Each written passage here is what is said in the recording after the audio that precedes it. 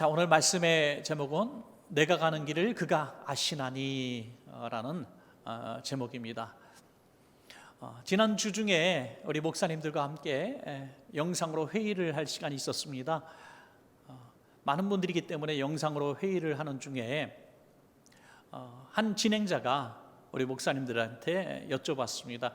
목사님들, 코로나로 인해서 참 목회가 힘들어졌을 텐데 내년도에는 어떻게 목회하시겠습니까? 그런 계획이 무엇입니까? 라고 물어봤습니다. 그때 어느 목사님도 선뜻 대답하지 않고 가만히 있는 거예요.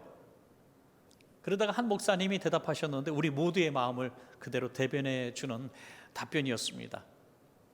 아니, 내일도 모르는데 어떻게 내년 거를 벌써 물어보십니까? 라고 대답했습니다.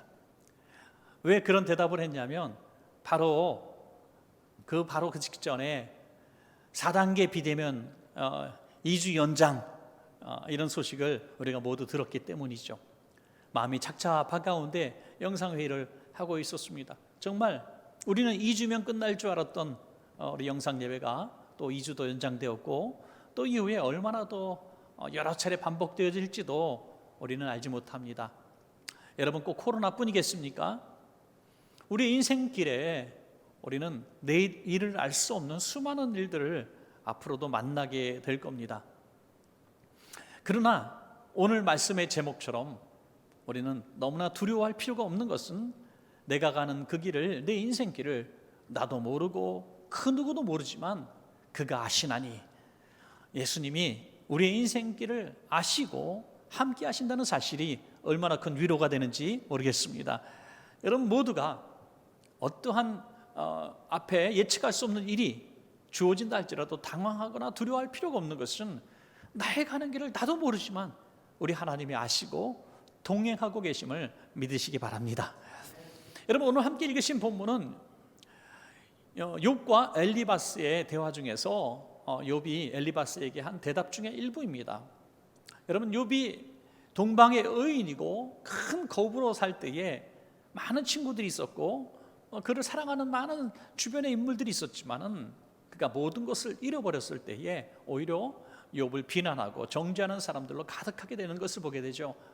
오늘 욥기서에도 욥의 세 친구들 가운데 특별히 오늘 엘리바스의 얘기를 오늘 하고 있습니다만 엘리바스가 했던 그런 질문들도 욥의 마음을 너무나 아프게 했습니다.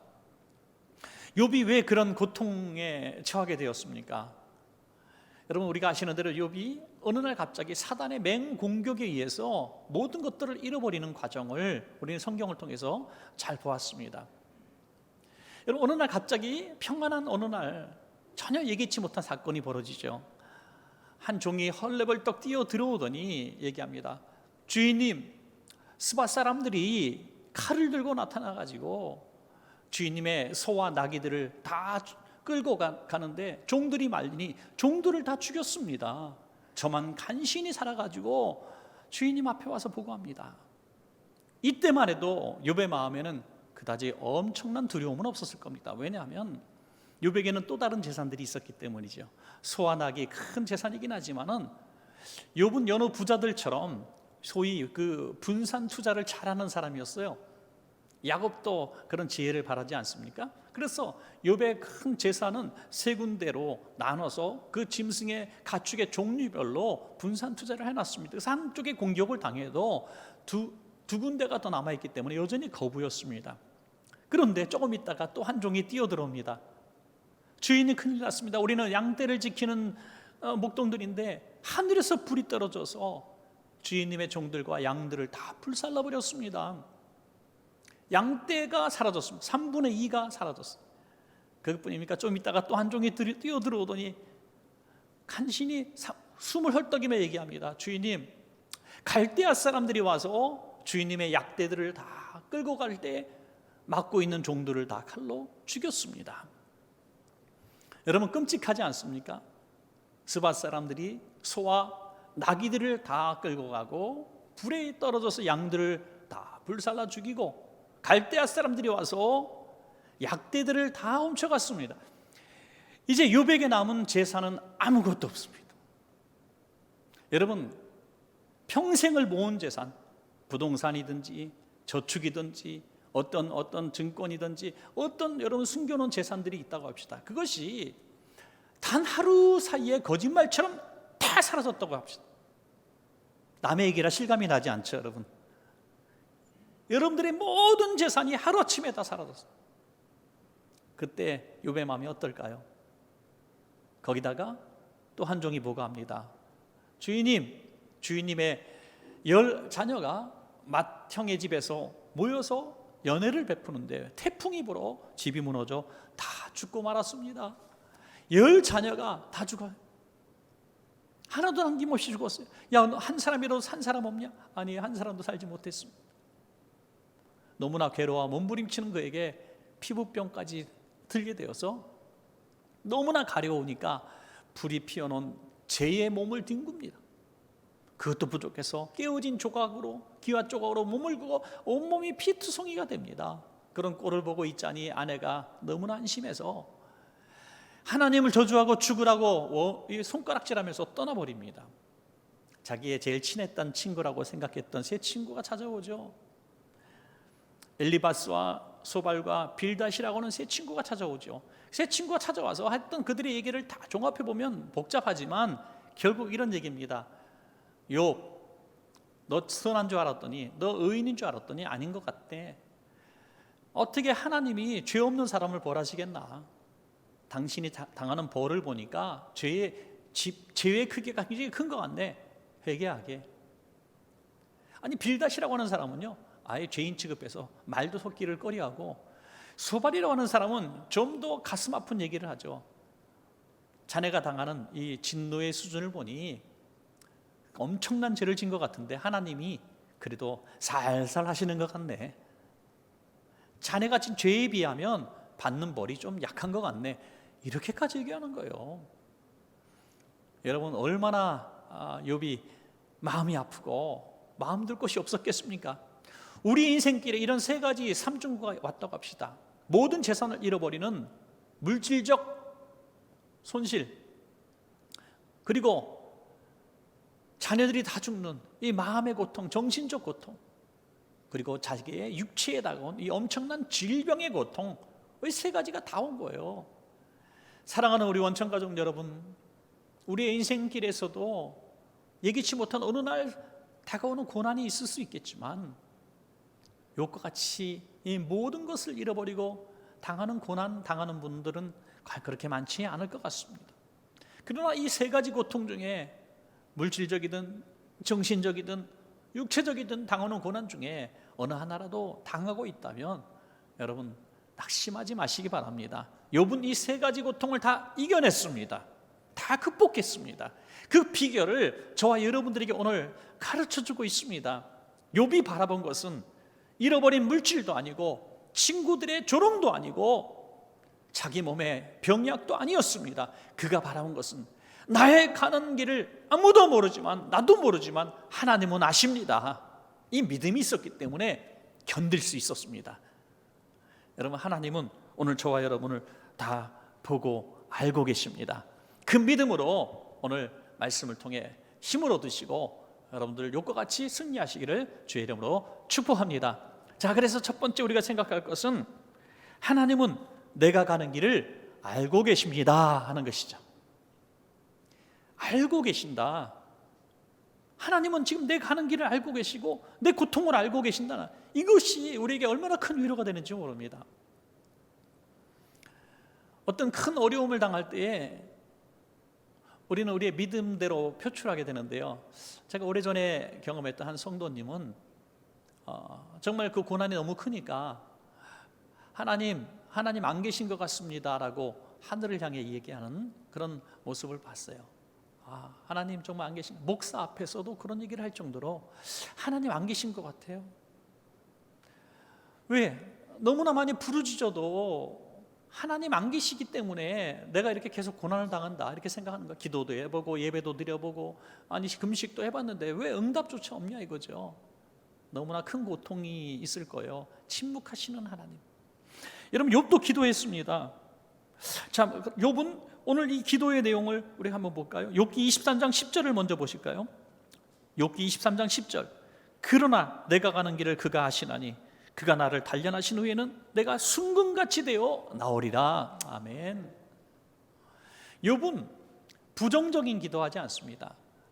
하나님, 내가 가는 그 길을 하나님은 아시기 때문에 이 고난의 끝에는 분명히 내가 순금같이 되어 나올 날이 있을 줄로 믿습니다 라고 기도했기 때문에 욥은 일어날 수가 있었습니다.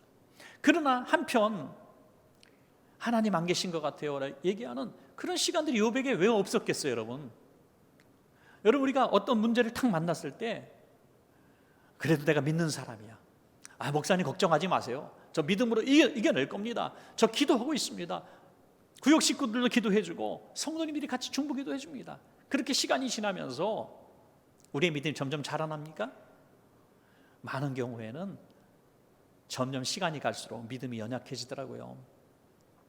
이렇게 기도하고 담대하게 나갔던 욥의 얘기가 욥기 23장의 얘기입니다. 그런데 욥기 30장 더 이후의 얘기를 한번 볼까요? 욥기 30장 20절입니다. 내가 주께 부르짖으나 주께서 대답하지 아니하시오며 내가 섰사오나 주께서 나를 돌아보지 아니하시나이다. 조금 전까지만 해도 하나님 분명히 내 인생길을 알고 계시고 함께하고 계신다고 얘기했던 욥이었는데 그 고난이 길어지니 주께서 내 기도에 응답하지 않고 계십니다라고 절규하고 있는 것입니다. 저는 그래서 이 고난을 만났을 때, 우리 인생길의 고난을 만났을 때 두 가지 극단적인 우리의 오류를 범해서는 안 된다는 생각을 해보게 됩니다. 첫 번째 오류는 하나님 안 계세요라고 무조건 나가는 거예요. 하나님 안 계시니까 이런 일이 생기는 거죠. 초믿음이 많이 그래요. 어떤 고난이 내가 예수 믿었는데 왜 이런 고난이 오는 거예요? 내가 뭘 잘못했어요? 이렇게 나오는 극단적인 한 부분이고요. 또 한 부분은 무조건 낙관적으로 생각하는 겁니다. 하나님이 살아계신데 잘 되겠죠. 풀리겠죠. 어찌 보면 믿음 있는 사람의 이야기 같은데 극단적 낙관도 문제가 됩니다. 왜? 오늘 요처럼 믿음으로 선포했지만 시간이 가면 갈수록 믿음이 자라는 것이 아니라 믿음이 식어져 가는 거죠. 큰 믿음이 아니었기 때문입니다. 여러분, 이 두 가지 다 문제입니다. 이 문제의 원인이 어디서 오는가? 내가 하나님을 찾으려고 하기 때문이죠.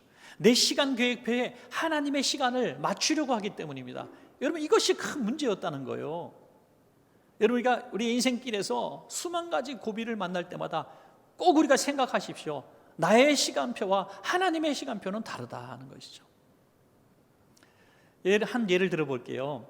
여러분, 골목마다 CCTV가 있습니다. CCTV가 있는데 이 CCTV가 참 우리 마음속에 안정감을 주고 범죄 예방에 도움이 되고 편안합니다. 그것을 볼 때마다 괜히 기분이 좋아요. 그 많은 건 참 좋을 것 같아요. 골목마다 있으면. 그런데 그걸 굉장히 불편하게 생각하는 사람이 있어요. 누굽니까? 범죄자들은 CCTV를 너무 불편해합니다. 여러분, 우리가 항상 정말 하나님이 내 곁에 계시기를 원하고 항상 정말 내 인생을 같이 하시기를 원하고 나를 보고 계시기를 정말 원하십니까? 그런 솔직히 네라고 대답할 분 별로 없을 거예요. 때로는 하나님 보실 때 추악한 생각을 할 때가 있고 또 하나님이 보시기 않기를 원하는 그런 행동들을 할 때가 참 많아요. 여러분, 솔직히 한번 고백해 봅시다. 내가 하나님 보실 때 참 부끄러운 일을 행하고 있는 그 순간에 여러분 마음속에 하나님 어디 계십니까? 계시면 좀 나를 봐주십시오라고 기도할 수 있는 분이 있습니까? 그때는 하나님 잠깐 눈 좀 감아주세요 이렇게 기도하지 않아요? 우리가 하나님을 찾는 순간, 하나님 어디 계십니까? 라고 외치는 순간은 너무나 이기적이라는 거예요. 내가 하나님이 필요할 때만 찾고요, 내가 하나님 보실 때 옳지 않은 행동을 할 때는 하나님 안 계시면 좋겠습니다라고 얘기하는 우리들의 삶의 모습이라는 거죠. 그런 우리의 바램대로 하나님이 시간표를 움직이시면 우리가 잘 될까요? 절대로 잘 되지 않습니다. 감사한 것은요, 우리의 바램과 상황과 형편과 착한 일과 악한 일에 상관없이 하나님은 우리의 인생길에 늘 함께 하신다는 거예요. 그것이 얼마나 큰 은혜인지요. 시편 139편 9절부터 10절까지 보시면 시인은 이렇게 고백합니다. 내가 새벽 날개를 치며 바다 끝에 가서 거주할지라도 거기서도 주의 손이 나를 인도하시며 주의 오른손이 나를 붙드시리로다. 새벽에 동이 들 때 빛이 정말 빛의 속도라 그러잖아요. 빛이 얼마나 빠릅니까? 그래서 바다 끝까지 그 속도로 우리가 숨는다 할지라도 주의 손이 그곳에 여전히 함께 하신다. 그 이유는 뭡니까? 나를 벌 주시기 위해서가 아니라 나와 함께 하시기 위해서, 나를 붙들어 주시기 위해서 하나님은 내 인생길에 동행해 주신다는 것입니다. 내가 가는 길을 그가 아신다. 여러분, 알고 구경만 하시는 하나님이실까요? 아닙니다. 아시고 나와 함께 그 모든 고난과 아픔의 순간에 함께 동행해 주신다는 그런 약속인 것입니다. 스탬필이라고 하는 이 찬양 사역자가 있습니다. 찬양 사역자는 오직 신앙이 좋겠습니까? 늘 찬양하고 예배를 인도하는 사람이었습니다. 그런데 어느 날 그에게 가정에 큰 아픔이 다가오죠. 같이 찬양 사역했던 아내와 큰 다툼을 하게 되고 이혼을 하게 되고 자식들을 다 잃어버리게 됩니다. 여러분, 끔찍하잖아요. 하나님을 찬양했던 찬양 사역자가 찬양할 수가 없는 거예요.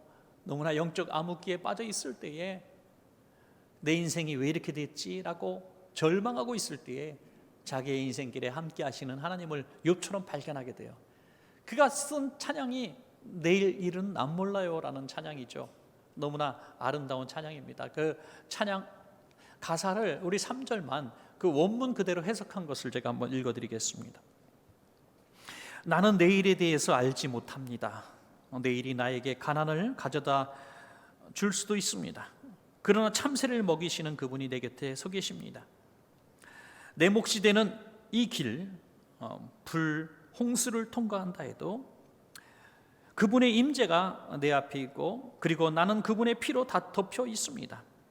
내일에 관한 많은 일들을 나는 이해할 수 없는 것 같지만 나는 누가 내일을 주관하는지 알고 또 누가 내 손을 잡고 계신지는 알고 있습니다. 할렐루야.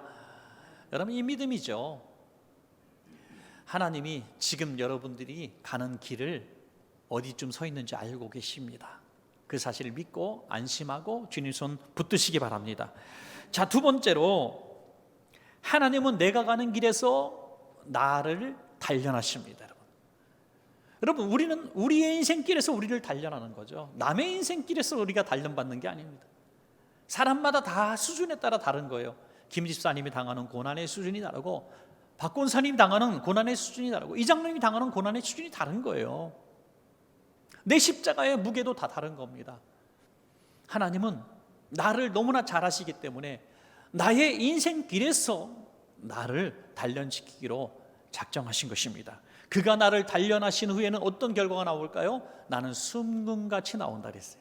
순금, 결국 좋은 거라는, 훈련이라는 겁니다.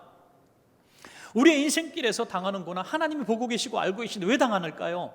그 당하는 고난은 이유가 있다는 거예요. 목적이 있다는 거예요. 바로 나를 순금되게 하시려고, 나를 새롭게 하시려고, 고쳐 쓰시려고 나를 단련하신다는 거예요. 여러분, 그렇지 않습니까?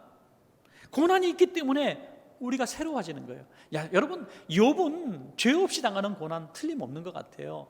정말 하나님 앞에 의롭게 산 사람이 왜 이런 고난을 당해야 될까요? 훈련밖에 없는 거예요. 훈련. 여러분, 우리가 훈련소 가서 훈련받는 게 죄 있어서 훈련받습니까? 아니에요. 죄 있어서 훈련받는 게 아니라 강한 군사로 만들기 위해서 더 잘되게 하려고 훈련받는 거잖아요. 욥은 죄가 그렇게 많지 않았습니다. 욥기 1장 1절에 우스 땅의 욥이라 불리는 사람이 있었는데 그 사람은 온전하고 정직하여 하나님을 경외하며 악에서 떠난 자더라. 욥은 이렇게 괜찮은 사람이었다는 거예요. 근데 왜 이런 끔찍한 고난을 주셨을까? 단련하시기 위해서라는 거죠. 여러분, 욥 같은 사람도 단련받아 순금이 되었는데 저와 여러분, 우리들이 이 단련받는 것을 부정하고 거절하고 하나님 원망해서 되겠는가 하는 거죠. 내 몫에 묶인 십자가, 내 몫에 주신 이 단련의 연단들을 우리가 잘 감당해야 합니다. 왜냐하면 우리가 그 단련함을 통해서 지금과 비교할 수 없는 순금이 될 줄로 믿습니다. 여러분, 요셉 보십시오. 다윗 보십시오. 그가 죄가 있어서 단련받았습니까? 죄가 있어서 그 끔찍한 고난들을 당했습니까? 하지만 뒤돌아보니 다 하나님의 연단 속에 있었습니다. 욥이 자원에서 예굽으로 갈 일도 없고, 또 다윗이 사울을 피해서 자원에서 숨을 일도 없는 거예요. 그러나 그런 연단들을 통해서 너그럽고 어진 하나님의 사람으로 잘 단련된 것을 우리가 보게 되는 것입니다. 우리 주위에서도 그런 단련을 통해서 정말 순금같이 만들어진 분들이 많이 계세요. 인격적으로 성숙해지고 신앙적으로 아주 깊이가 있는 그런 분들 보면 과거에 다른 사람 정말 생각하기 어려운 많은 연단을 통해서 그렇게 만들어진 것을 보게 돼요. 그럼 저도 가만히 생각해 보면 전도사 시절부터 지금까지 30년 조금 넘는 시간 동안 목회를 해왔는데, 하면 할수록 참 하나 깨닫는 것은 과거를 뒤돌아볼 때 너무 부끄러운 일이 너무나 많은 거예요. 그때 내가 왜 그렇게 바보같이 했을까? 내가 그때 왜 이렇게 조금 더 따뜻하게 못했을까? 내가 그렇게 그때 좀 열심히 못했을까? 왜 이렇게 나태하고 게을렀을까? 자꾸 과거에 부끄러움들이 드러나는 거예요. 또 과거에 설교집이라도 한번 제가 찾게 되다 보면, 아이고 내가 이런 걸 설교라고 했구나. 한 부끄러울 때가 참 많은 거예요. 그래서 제가 명언 안에 명언을 하나 만들어내겠습니다. 내일이 부끄러운 게 아니라 우리는 어제가 부끄러워야 합니다. 어제가 부끄러워야 우리는 내일이 부끄럽지 않습니다. 어제의 일들을 부끄러워할 줄 안다는 것은 내일이 우리는 새로워질 수 있는 사람. 여러분, 많은 연단과 고난은 내일을 부끄럽지 않게 하시려는 하나님의 계획이 있는 거예요.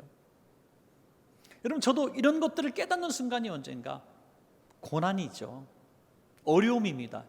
연단입니다. 이런 것들을 부딪힐 때마다 내가 또 교만했구나, 내가 또 얼마나 부족한 사람이었구나 하면서 깨닫게 되는 것이죠. 여러분, 탕자를 예를 들어보겠습니다. 탕자가 아버지 재산을 미리 받아가지고 아버지 마음을 아프게 하고 집을 나가 먼 나라 가서 사업을 하였더라. 그런데 거부가 되었더라. 이렇게 성경이 끝났다고 합시다. 야, 탕자가 아니라 승자네, 너무 잘했어, 나도 둘째 아들처럼 살아야지, 모델이 되지 않았겠어요? 여러분, 그러나 탕자는 망해야 했습니다. 돼지보다 못한 인격으로 나락으로 떨어뜨려야만 했습니다. 그래야 탕자가 집으로 돌아와서 효자로 바뀌어지지 않겠습니까? 내가 가는 그 길을 잘 아시는 하나님께서 때때로 우리를 망하게 하고 넘어지게 하고 깨어지게 하고 인격적으로 멸시를 당해 하고 욥처럼 바닥에서 굴르게 만드는 이유가 무엇입니까? 나를 쏜금처럼 만드시기 위한 하나님의 계획이 있지 않겠습니까? 근데 빨리 낫기를 위해서, 빨리 성공하기 위해서, 빨리 문제가 해결되기 위해서 울부짖는 것이 아니라 내가 순금되게 하여 주옵소서 라고 기도해야 되는 것이죠. 베드로전서 5장 10절의 말씀을 읽어드리겠습니다.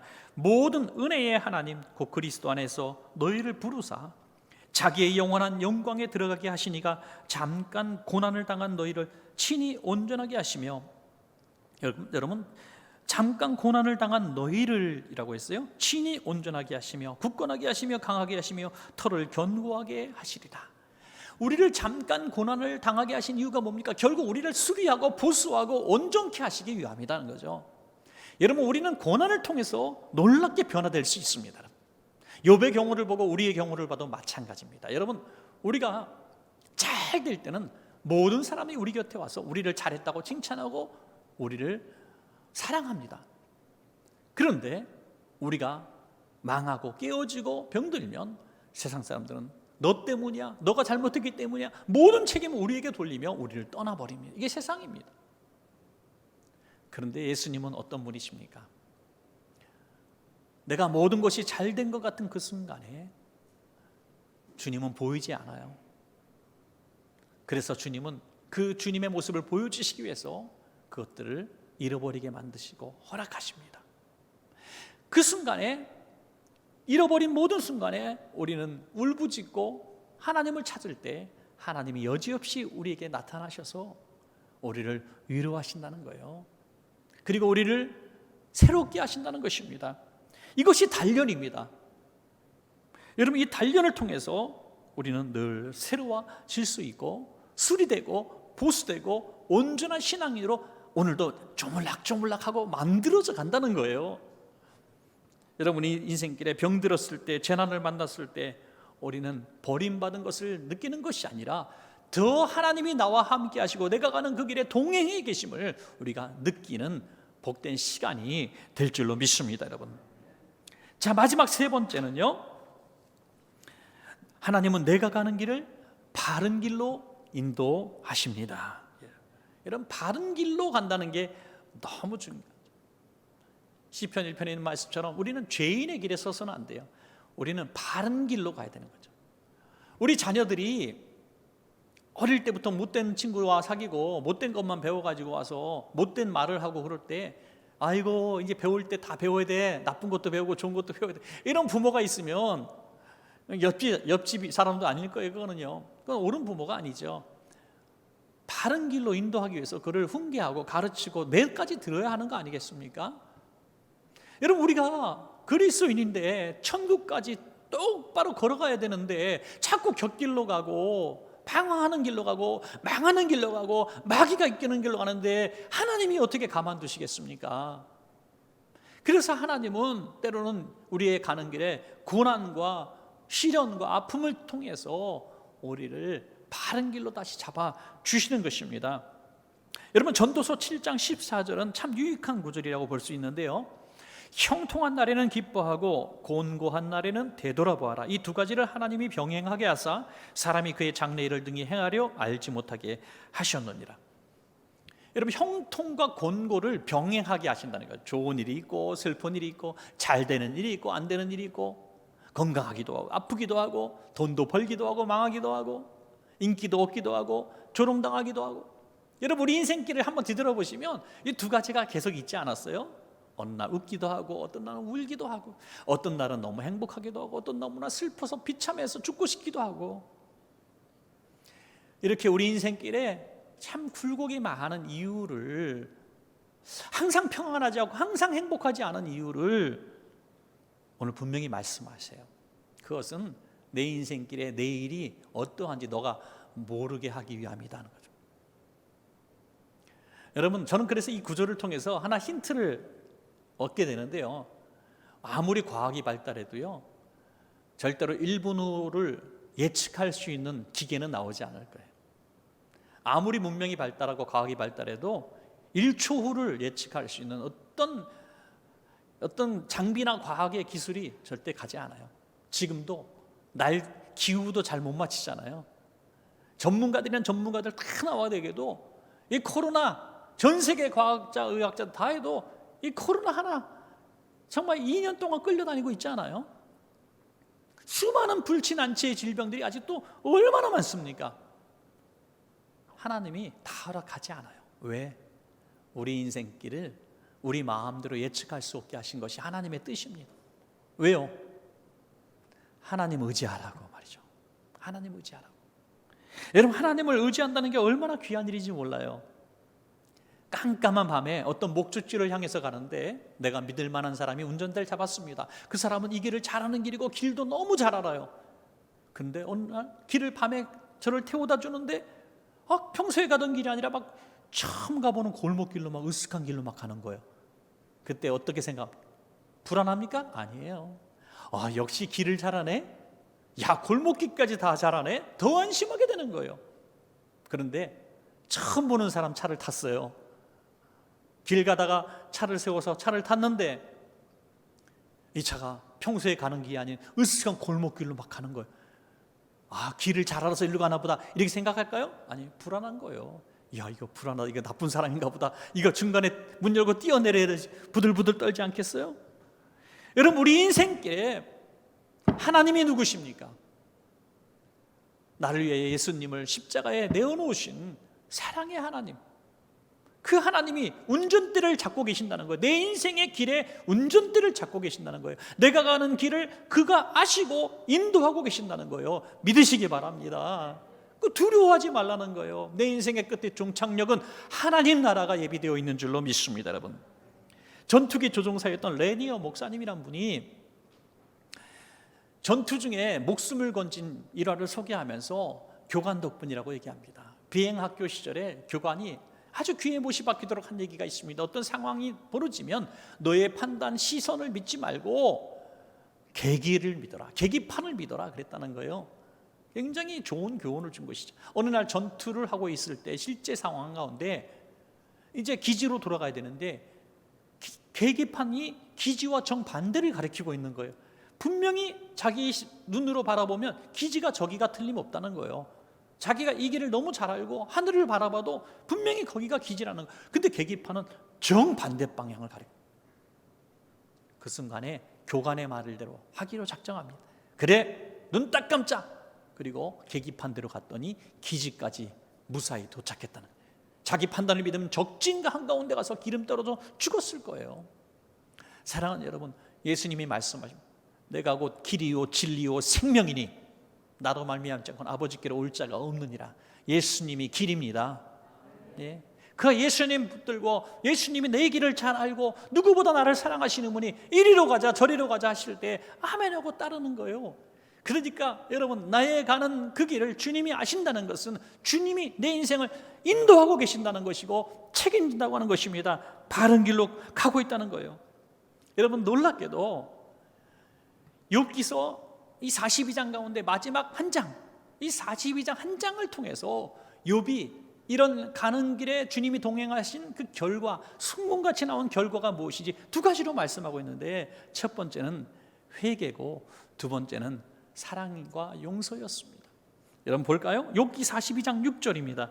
그러므로 내가 스스로 거두어드리고 티끌과 재 가운데서 회개하였나이다. 수많은 연단과 고난의 과정을 잘 통과한 성도들은 놀라운 변화가 일어나는데 다른 사람을 원망하지 않는다는 거예요.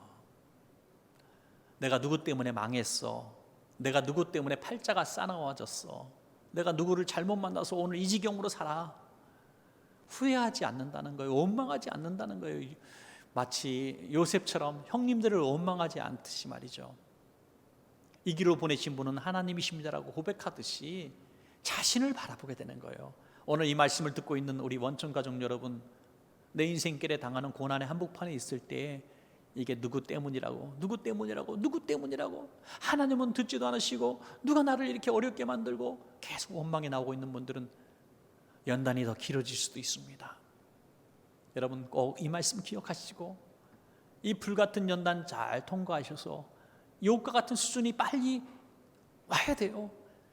이 모든 것이 누구 때문이 아니다 하고 친구들도 용서하고 자기 자신을 돌아보며 회개하는 이 모습이 불같은 시험을 잘 통과해서 종착역 다 다른 모습, 우리가 이 모습이군 하고 볼 수 있는 모습입니다. 마지막 하나는요, 욥기 42장 10절입니다.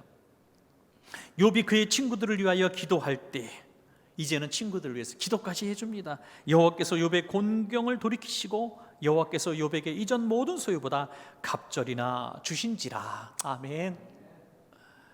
그 친구들을 용서해 준 것 끝나는 게 아니라 사랑하고 축복까지 하니 하나님이 모든 그 길에 고난을 거두어 주시고 이전보다 갑절이나 주신지라. 이 놀라운 축복을 받은 것입니다. 사랑하는 여러분, 말씀을 맺겠습니다. 오늘 우리가 걷고 있는 그 길은 우리만 걷고 있는 길입니다. 여러분 인생 결국 혼자 아닙니까? 각각 다 여러분의 인생길을 걷고 있는데 그 인생길에서 당하는 욥과 같은 고난, 삼중고 중에 어떤 것이 왔을지라도 두려워하거나 당황하지 마십시오. 여러분 걷고 있는 그 길을 하나님은 아시고 단련시키는 과정 속에 있고 결국 바른 길로 인도해 주실 것입니다. 그 손 붙들고 승리하시는 여러분 되시기를 간절히 축원합니다.